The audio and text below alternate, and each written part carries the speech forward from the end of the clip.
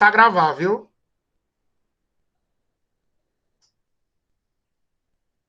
Bem, pessoal, estamos gravando. A partir de hoje, vamos começar as revisões. Boa noite, Amanda. Vamos voltar às revisões vou fazer as revisões em ordem, certo? Na ordem que foi dada da primeira vez, do assunto mais antigo para o mais atual. Então, vou começar hoje voltando lá na época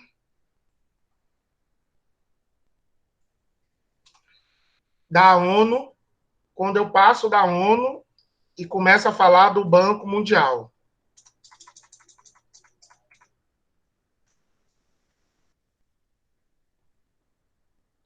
Então, do Banco Mundial para frente, tudo é fair play, tudo pode cair na prova, viu, pessoal? Que antes do Banco Mundial, não. Antes do Banco Mundial é conteúdo de AV1. Então, vamos lá. Banco Mundial, como é uma revisão, pessoal, eu vou ser um pouco mais prático, certo? Até porque boa parte das aulas tem gravado, então vocês podem assistir a aula no ritmo normal e a revisão no ritmo mais acelerado. Até porque eu tenho que dar o conteúdo de dois slides por aula de revisão para dar tempo. Banco Mundial tinha como intuito auxiliar a reconstrução de países arrasados pela Segunda Guerra. A partir dos anos 60, com a primeira missão do Banco Mundial cumprida, que era auxiliar os países danificados pela guerra, o banco oficialmente começou a ser chamado de Banco Mundial. A missão do Banco Mundial, qual é a missão do Banco Mundial? Perguntas de prova aqui para vocês. Missão do Banco Mundial: lutar contra a pobreza através de financiamentos e empréstimos a países em desenvolvimento. Então, se eu perguntar isso na prova, já sabem. Qual a missão do Banco Mundial? A sede dele é em Washington, conta hoje com mais de 10 mil funcionários em 5 instituições, e o presidente já não é mais o Jim Yun Kim. Eu lembro que um de vocês até me corrigiu na época que já houve uma mudança. Eu que não corrigi o slide, mas eu pretendo mudar isso. Mas não foquem nisso. Foquem em coisas como qual a missão do Banco Mundial. Os maiores contribuintes do Banco Mundial: Estados Unidos, Japão, Alemanha, França, Reino Unido, outros países e o Brasil. Não que o Brasil seja um dos maiores, mas o Brasil aparece destacado só para vocês terem noção da referência do Brasil. Ok? O Banco Mundial, formado por 5 instituições. Quais são as instituições? O BIRD, Banco Internacional para a Reconstrução e Desenvolvimento, foi criado em 1945. Primeira missão, auxiliar na reconstrução dos países afetados pela guerra. Segunda missão, após o cumprimento da primeira, empréstimos a países de renda média com bons antecedentes de crédito. E o BIRD possui recurso próprio, apesar dele também levantar recursos no mercado internacional. Como é que ele levanta recursos no mercado internacional? Ele aplica os próprios recursos. Ele é um investidor por si só. O AID, Associação Internacional de Desenvolvimento, criado em 60, já foi criado no segundo momento. Missão: redução da pobreza. Então, pessoal, vocês, como eu já disse várias vezes, eu não sou um cara muito apegado à data. Eu não gosto de perguntar data em prova. Eu acho isso não é produtivo. Mas se eu chegar, quais as missões do BIRD? Qual a missão da AID? Nas afirmativas abaixo sobre as missões dos grupos. A missão do IFC. Atentem a coisas como essa, ok? Professor, Oi. você pode fazer um favor e só voltar no slide anterior, só um pouco? Diga. Não, é porque. Não, pronto, obrigado. Eu só queria dar uma olhada. É por causa que de vez em quando eu me perco, assim. Pode voltar. Tranquilo. Calma aí que eu acho que tem gente tentando entrar.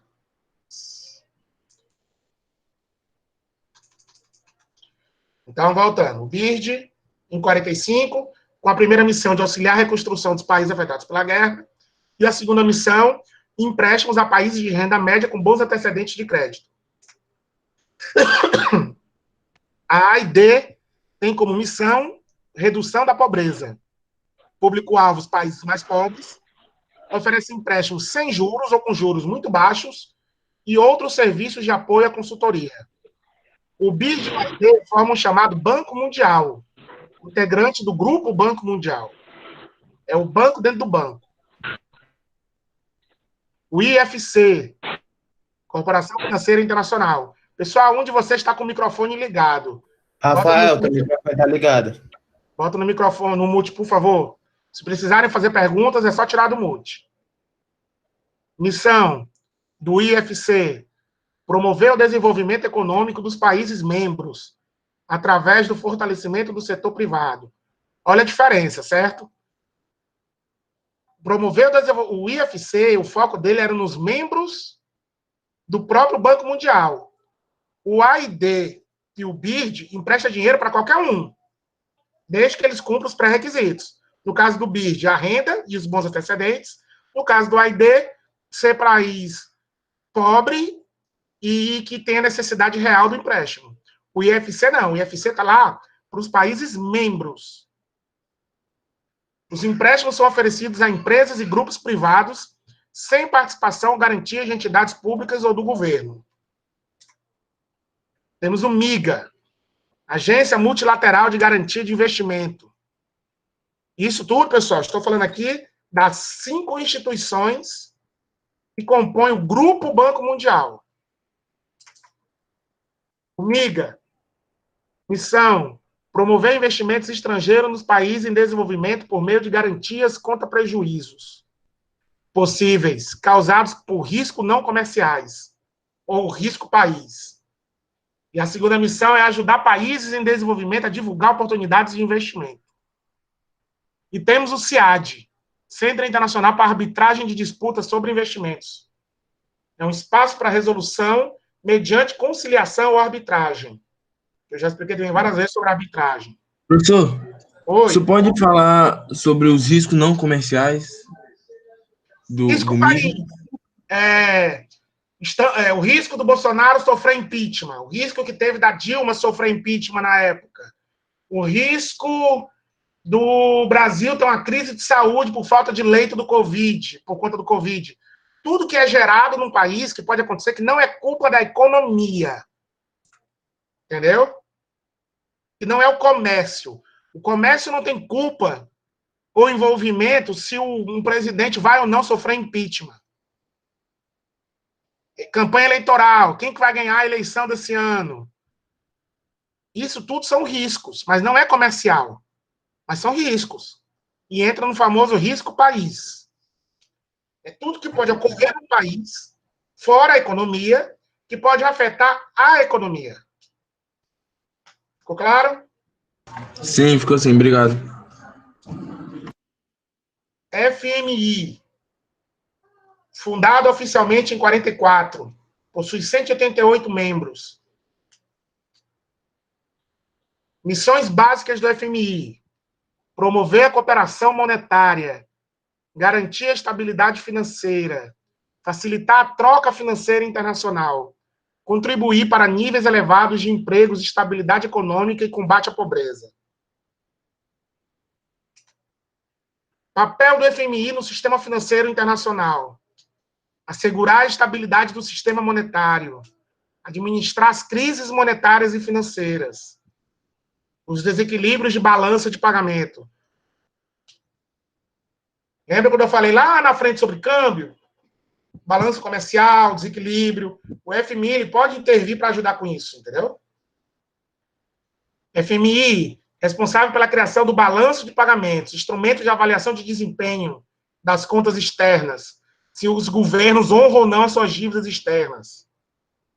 Linhas de crédito para países em dificuldade. Que a não existência do crédito possa ameaçar a organização governamental do país, a estabilidade de seu sistema financeiro e os fluxos de comércio internacional. O que eu quero dizer com isso? O Brasil está quebrado. Quebrado, vamos dizer, né?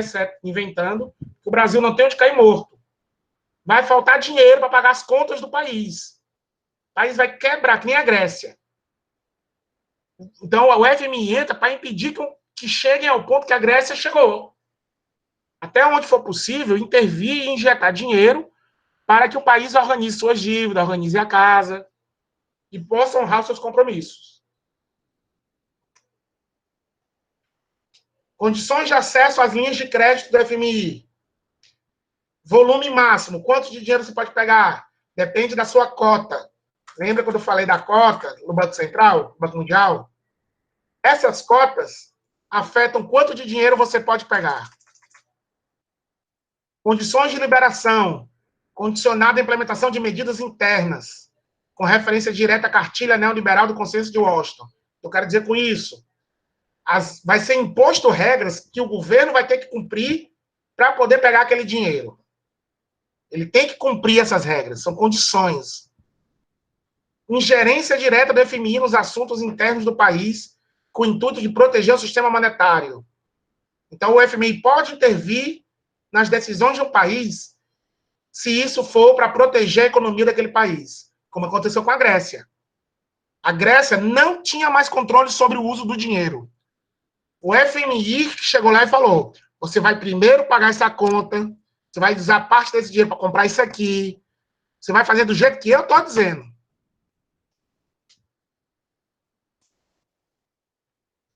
Depois do fim do sistema de câmbio fixo, o FMI passou a assumir a tarefa de vigiar a flutuação de taxa de câmbio, em função de uma cesta referencial. É como se fosse, lembra que eu expliquei da Petax? O FMI tem a sua própria Petax. Entendeu? Então, ela vigia a relação das moedas entre elas, só que, obviamente, entre as moedas de grande uso. Ela não está preocupada com o rúpia indiana, o peso argentino. Ela está preocupada com a cotação das moedas que movimentam a economia mundial. Dólar, euro, libra, ien, yuan.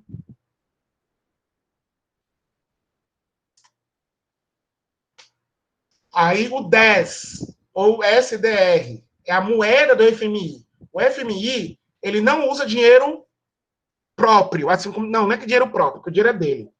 Ele não usa uma moeda que já existe. Porque se o FMI usar uma moeda que já existe, ela vai estar favorecendo a economia do país que possui aquela moeda. Imagine vocês que o FMI movimenta bilhões e bilhões todo santo mês, todo santo ano, trilhões. Se tudo que ela fizesse fosse em dólar, o valor do dólar ia ser muito maior, porque era uma moeda muito mais forte. Afinal, o FMI usa o dólar. Se tudo que ela fizesse fosse em euro, o euro ia subir. Então, para impedir que ela própria manipulasse artificialmente o poder de compra de uma moeda, ela criou a própria moeda, que é o direito especial de saque. Então, ela substitui ouro e dólar. Então, com a própria moeda do FMI, o padrão ouro foi por água abaixo. Ela funciona apenas entre bancos centrais e é moeda de troca corrente dentro do próprio FMI. Então, por exemplo, Brasil quer um empréstimo do FMI. Ele não vai pedir $1 bilhão. Ele vai pedir X milhões de 10, que quando forem convertidas na hora de cair na conta do Brasil, dá aquele 1 bilhão que ele falou nas matérias. Quando você vê no jornal, o Brasil pega um empréstimo no valor de 5 bilhões de reais. Não foi em real, foi em 10. Mas quando vende o 10 e converte, vai dar aquele valor em real. Ficou claro? O valor do 10 é a variação entre a taxa de câmbio dos 5 maiores exportadores do mundo. Então você pergunta, professor, quantos reais valem 10? Aí eu vou dizer, pegue a taxa do câmbio de hoje dos 5 maiores exportadores do mundo. Então você vai lá pegar Brasil, Estados Unidos, China, Índia, nananana. Pega a taxa de câmbio deles em relação à sua moeda, no caso real. Faz uma média. Essa média vai ser o valor do 10. O fundo possui hoje 213 bilhões de 10. O que seria mais ou menos 310 bilhões de dólares. Ó, na época que o slide foi feito, um 10 valia R$ 5,80. Muito maior do que a cotação do real sobre o próprio dólar. Hoje, com esse dólar maluco que nós temos, que está 5,80 praticamente, 5,70 e tanto, o 10 já passou de R$ 6 faz tempo. Então, o valor é determinado através de uma média ponderada. Soma a quantidade específica das 4 moedas de cesta para a cotação do dólar dos Estados Unidos, com base na taxa diária do câmbio do mercado de Londres. É a triangulação doida. O 10 foi inicialmente definido como equivalente a 0,888671 grama de ouro, o que, na época que isso foi fundado, equivalia a $1. Após a conversibilidade do dólar, em 71, o 10 passou a ser calculado como média das moedas que compõem a cesta referencial. Até 2018, o 10 foram alocados junto a membros. 204 bilhões de 10 foram alocados entre os membros, incluindo 182 bilhões de 10 só em 2009, por conta da crise financeira global. Ou seja, certeza que daqui para o fim do ano, começo do próximo, quando parar a pandemia no mundo inteiro, vocês vão ver um outro pico desse de 10 no mundo inteiro. Porque as empresas vão começar a pedir 10 e injetar nos seus países para salvar a economia. Pessoal, peço licença 1 minuto aqui. Volto já.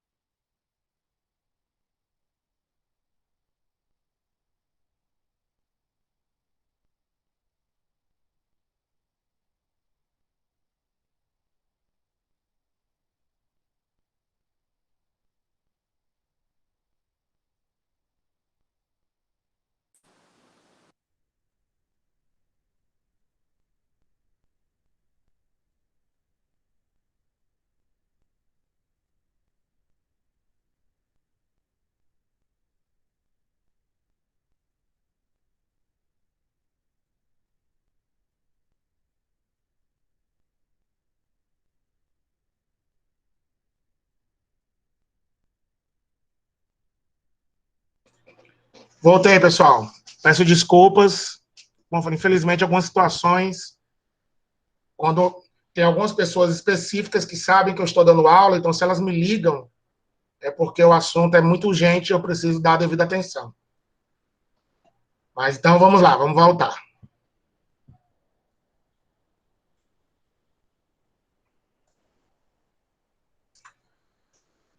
Aqui é só mesmo algumas informações sobre o FMI, alguns dados sobre as cotas do FMI. Vocês podem ver que o Brasil, até 2016, tinha um poder de 2,21% dentro das cotas do FMI. Como eu falei mais cedo, o poder de crédito junto ao FMI depende dessas cotas. Quanto maior a sua cota, mais dinheiro você pode pegar. E o melhor o seu poder de voto, assim como é no Banco Mundial e na OMC.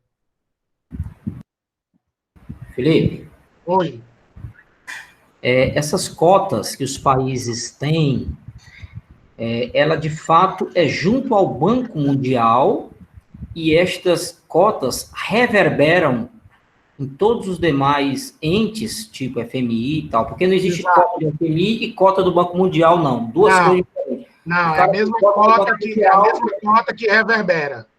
Tá. Só que acontece, o Brasil sozinho tem tipo 2,21. Mas o BRICS, que o Brasil faz parte, somado já dá 14,5. Então, se um BRICS da vida se junta e resolve votar igual, eles praticamente chegam perto dos Estados Unidos. Qual é o problema dos Estados Unidos? Por que os Estados Unidos põem tanta pressão? Acima de 85%, qualquer coisa no FMI é aprovada. E os Estados Unidos sozinho tem 17,7%. Ou seja, se ele disser não, mesmo que todo mundo diga sim, não vai passar. E é por isso que todo mundo precisa do apoio dos Estados Unidos. Os Estados Unidos sozinho tem poder final de veto sobre qualquer coisa. Ele dizer sim não quer dizer que vai passar. Mas se ele disser não, é garantia de que não vai passar.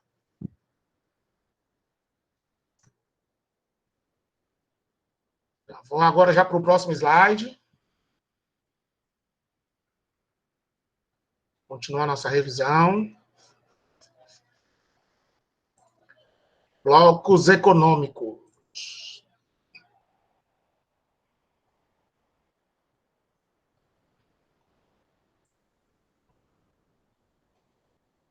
Alguma pergunta até aqui, pessoal? Não, vocês estão escutando? Ok. Não, nenhuma pergunta. Ok, beleza. Blocos econômicos. Objetivos desse PowerPoint, compreender a informação. Eu não vou pular isso, porque isso eu fui falado com bastante calma na época da primeira aula, quando eu realmente dei o conteúdo. Vamos ao foco. Definição de blocos econômicos.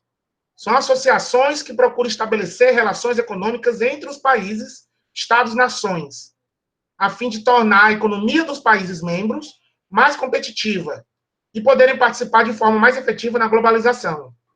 Então, o bloco econômico não é contra a globalização. Blocos econômicos são a favor da globalização. Ao trabalhar em blocos, fica mais fácil a globalização entre os países de continentes diferentes, por exemplo. Os blocos econômicos correspondem à integração econômica envolvendo países de uma determinada área. Na atual conjuntura, é percebida como uma questão primordial para a sobrevivência econômica dos países. Hoje, participar de um bloco econômico é coisa de vida ou morte para a maioria dos países. Poucos são os países que sozinhos têm a força econômica para sobreviver sem parcerias e laços com seus vizinhos em um mútuo acordo comercial. No contexto da globalização, os blocos garantem o lucro e a acumulação de capital para os membros. Se não houvessem os blocos, as negociações seriam mais abertas e individuais. Então, países específicos poderiam ficar de fora de grandes acordos e você poderia acontecer coisas bizarras como um país quebrado e falido no meio da União Europeia, porque todos os outros negociaram por conta própria e deixaram, sei lá, a Polônia de fora. Coitada. Então, a União Europeia faz com que todo mundo cresça junto. É bom para todo mundo. Objetivo dos blocos econômicos: diminuir as barreiras alfandegárias, livre circulação de capital, livre circulação de pessoas, livre circulação de serviço à mão de obra. Cuidado com isso, porque isso são objetivos, metas. Não quer dizer que todo bloco econômico tem tudo isso. Nem os blocos econômicos não conseguem ter tudo isso. Isso tudo são metas que eles almejam para o futuro, para um dia, quem sabe. Fazer parte de um bloco econômico significa se fortalecer diante de um país isolado ou de outros blocos. Os 3 tipos de blocos econômicos: zona de livre comércio, união aduaneira, mercado e união monetária comum. São os 3 tipos de blocos econômicos que existem. Zona de livre comércio prioriza a liberação do fluxo de mercadoria e de capital dentro do mesmo bloco. Utiliza a mesma tarifa interna comum. Reduz ou elimina as taxas alfandegárias. União aduaneira, considerado um estágio avançado da zona de livre comércio, pois além da tarifa interna comum, ele também aplica a tarifa externa comum. Os impostos dele e entre eles são todos nivelados para serem o mesmo. Então, um país que, um bloco econômico que possui uma união aduaneira, consequentemente, ele possui uma zona de livre comércio. Mas um bloco econômico que possui zona de livre comércio, não necessariamente ele possui união aduaneira. Mercado comum é um estágio mais avançado do que a união aduaneira, pois, além de tudo que eu falei da tarifa interna e da tarifa externa, ele também padroniza a legislação, formatação fiscal, lei trabalhista, lei ambiental, livre circulação de pessoas e adoção de mesma moeda. Aí, por exemplo, quem que você conhece que chega perto de ser um mercado comum? União Europeia. Todos têm o euro, todos, o bloco possui uma união aduaneira e possui uma zona de livre comércio. Mas mesmo a União Europeia não tem as mesmas leis trabalhistas em todos os países, as mesmas leis ambientais em todos os países, a mesma formatação fiscal em todos os países. Por exemplo, lá o imposto é único na União Europeia, que é o VAT. Mas o VAT na Itália é 21%. O VAT na Alemanha é 19%. O VAT na Suécia é 25%. Então, ainda não é uma coisa totalmente unificada, igual entre todos. Os grandes... Essa taxa interna, ou tarifa interna comum e a tarifa externa comum, dentro da União Aduaneira, ela diz respeito, tipo, quando um dos países vai exportar, ele pratica, para quem está exportando, uma tarifa... A tarifa interna comum, que é a tarifa interna comum. Não interessa de que estado do meu país eu estou exportando, e não interessa qual é o estado do seu país que está comprando. O tratamento entre os estados de quem está exportando, do país que está exportando, e os estados do país que está importando, serão a mesma. Isso é a tarifa interna. A tarifa externa não interessa se eu estou comprando do país A, do país B ou do país C. O imposto daquele produto vai ser o mesmo. Não interessa de quem eu estou comprando. A tarifa interna nivela dentro de cada país, que não importa de que lugar eu estou comprando daquele país, eu vou pagar o mesmo imposto daquele país.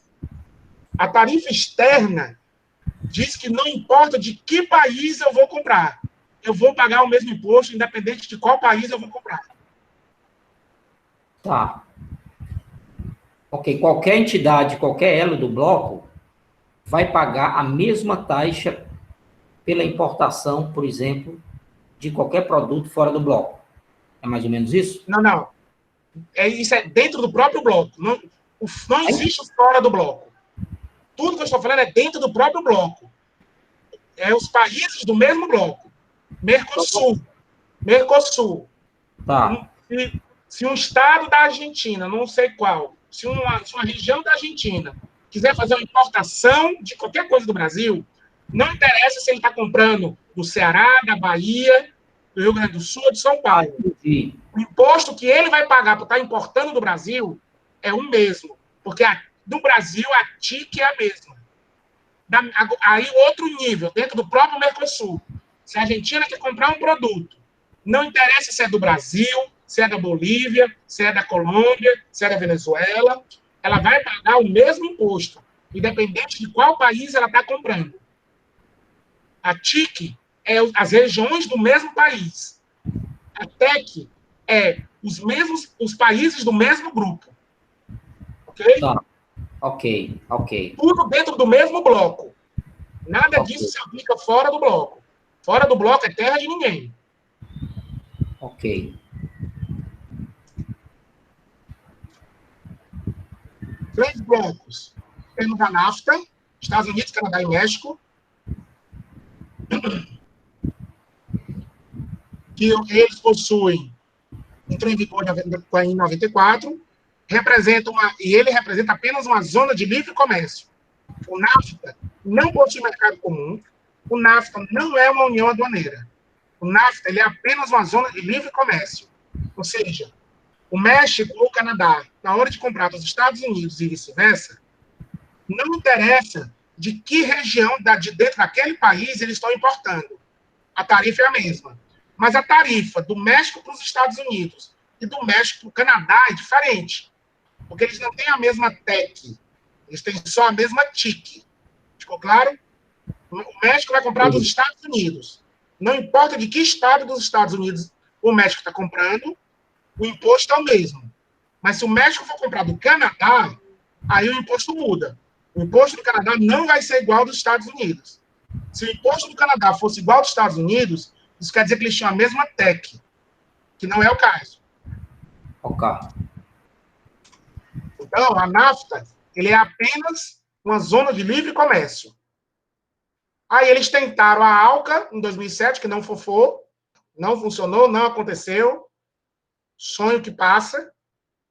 E hoje só continua mesmo a NAFTA. Aí alguns números sobre tamanho, faturamento, renda per capita. Mercosul. Brasil, Uruguai, Paraguai, Argentina e Venezuela.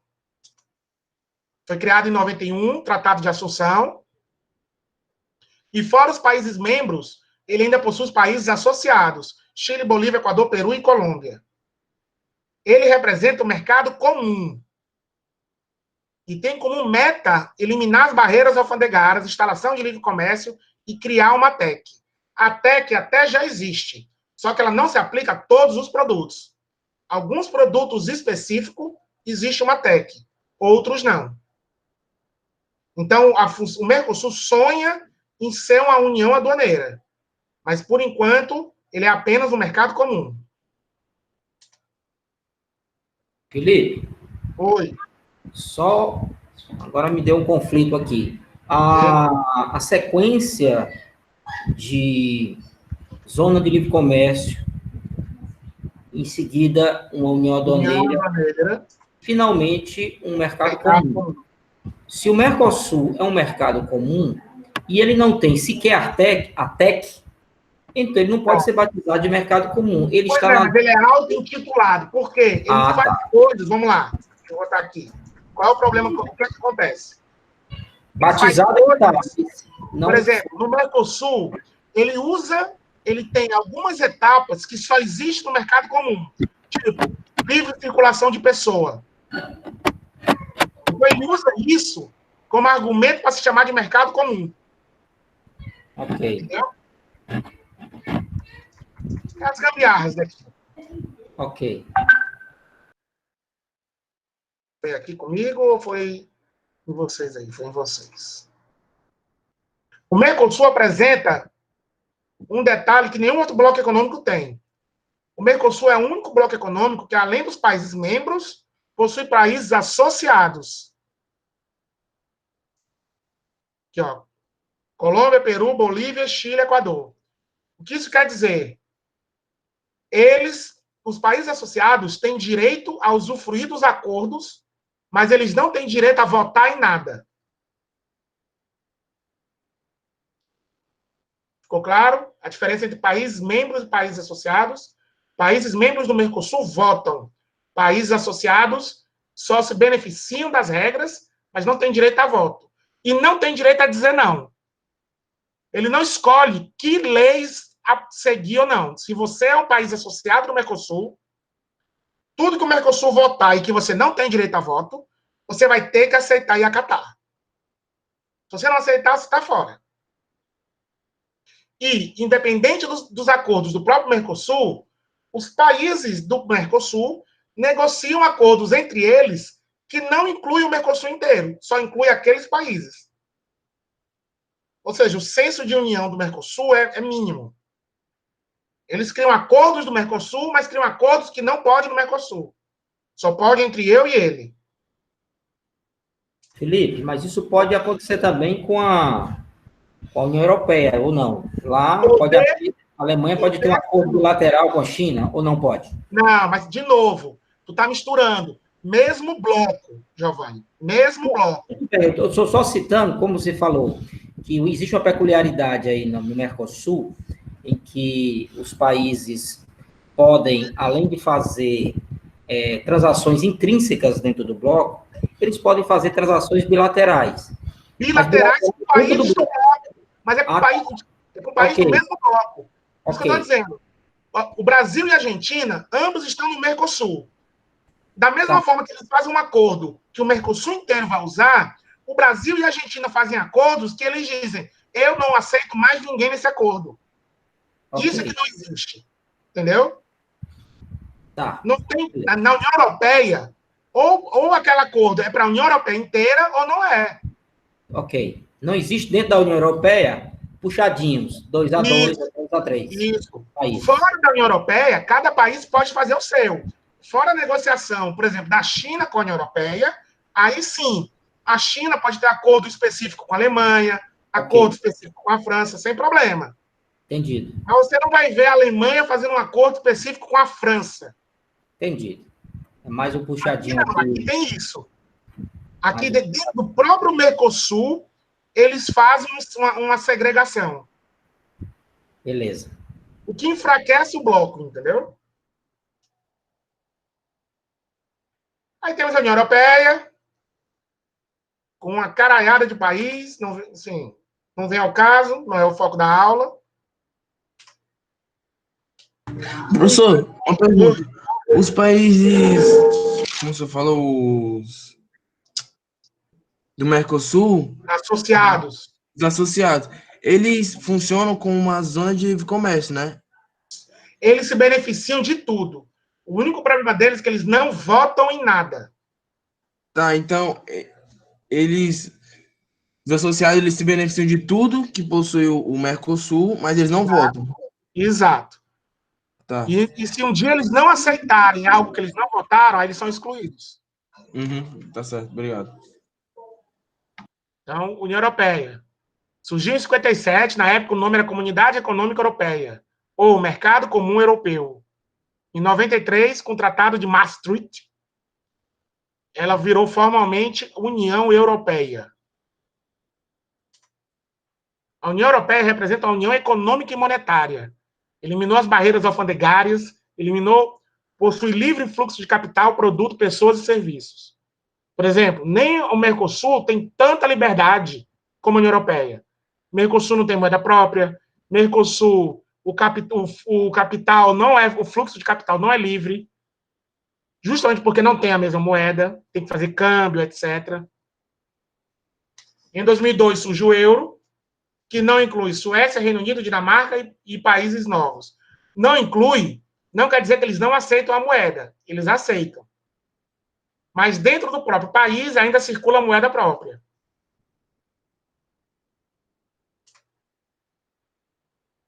A ALCA nunca saiu do papel. Proposta por criada em 90, envolveria um acordo de livre comércio de todo o continente americano, mas não incluiria Cuba, e nunca foi para frente. Foi por questões de politicagem. Ao excluir Cuba, os países socialistas ou de cunho social foram contra, porque queriam Cuba no meio, aí ficou bolinha vai, bolinha vem, e nunca saiu do canto. Tigres asiáticos. Economias de Hong Kong, Singapura, Coreia do Sul, Malásia, Filipina, Indonésia, Vietnã e Taiwan. Atenção que tigres asiáticos não inclui a China. Os tigres asiáticos surgiram para disputar com a China.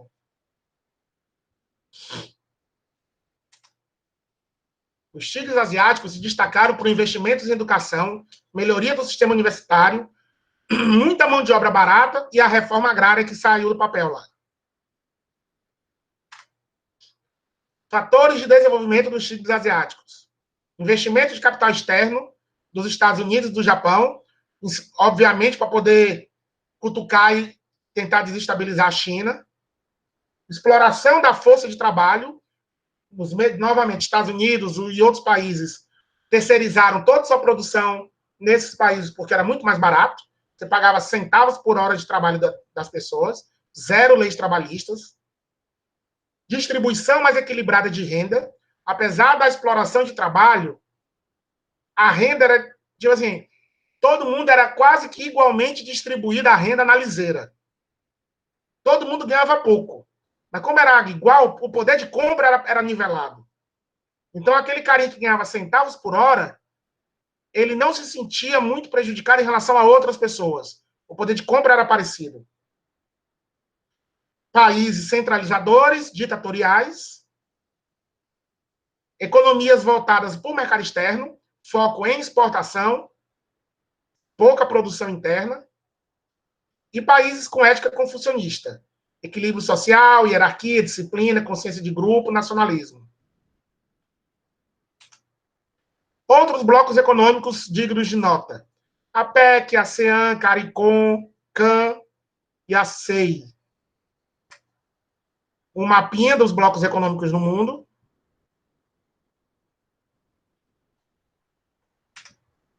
E é isso, pessoal. Para a revisão de hoje, serão esses 2 PowerPoints. Perguntas?